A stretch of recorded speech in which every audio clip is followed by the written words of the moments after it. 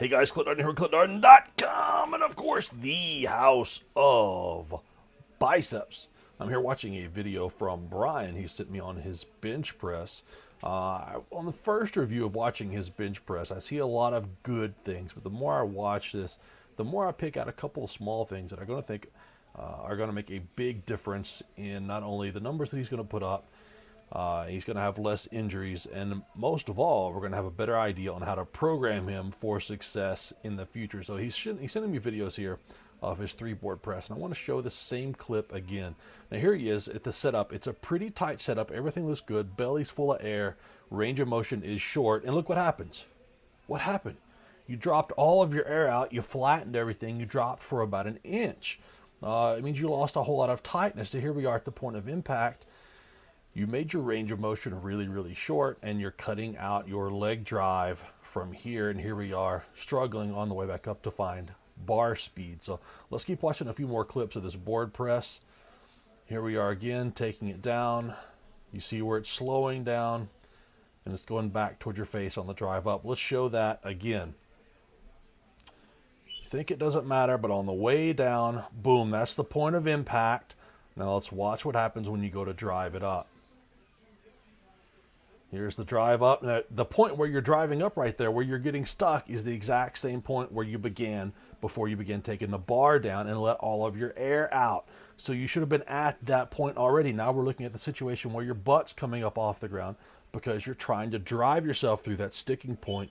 You shouldn't have had that sticking point on that 3-board anyway. You should have been full of air, everything tight, everything into position, so you didn't have to dip below that. Now, if this is sticking out on a 3-board, it's going to stick out on a 2-board, a 1-board, and off your chest. So you've got to learn to shorten that range of motion as much as possible. This is going to take time. It's going to take practice. It's going to take lots of work with a 3-board, a 2-board, a 1-board, and off the chest. A 4-board is probably not going to help you learn how to get through that range of motion and to fix that. But as we can see, the 4-board is great for volume training, and I've got you doing some volume training with the 4-board press. But the one thing I'm seeing with this 4-board press is that it is a very casual thing for you. And I hate casual pressing, I hate casual squatting, and I hate casual deadlifting. So what I would like to see you do as soon as possible is get me a video of you doing a max effort 4-board press. Actually go in and after you finish your regular pressing, I want you to hit a max effort 3-board at the end of your bench press session.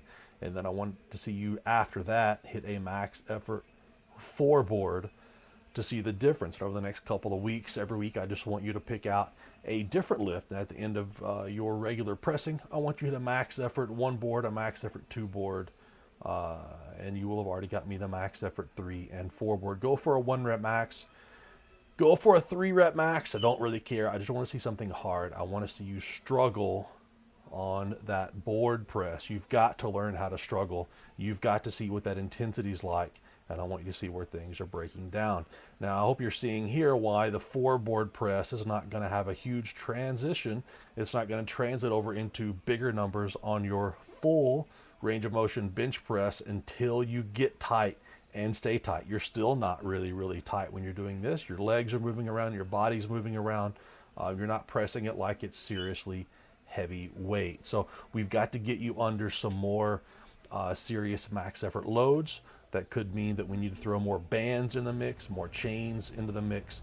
I'm working on a new board press program for all of my clients to try, or at least to look at. So I will make sure you get on that list. If you haven't got that information from me in the next week or so, make sure that you get that program from me in the next week or so to work on some board press progression. So like I said, this is just a positioning thing. I think once you figure out your 3-board and your 2-board and keeping your air, then we can look at using the 4-board to actually build your press, because with arms like yours, 4-board press is going to be great. So let's get to work, man. Get me some more videos and let's get moving.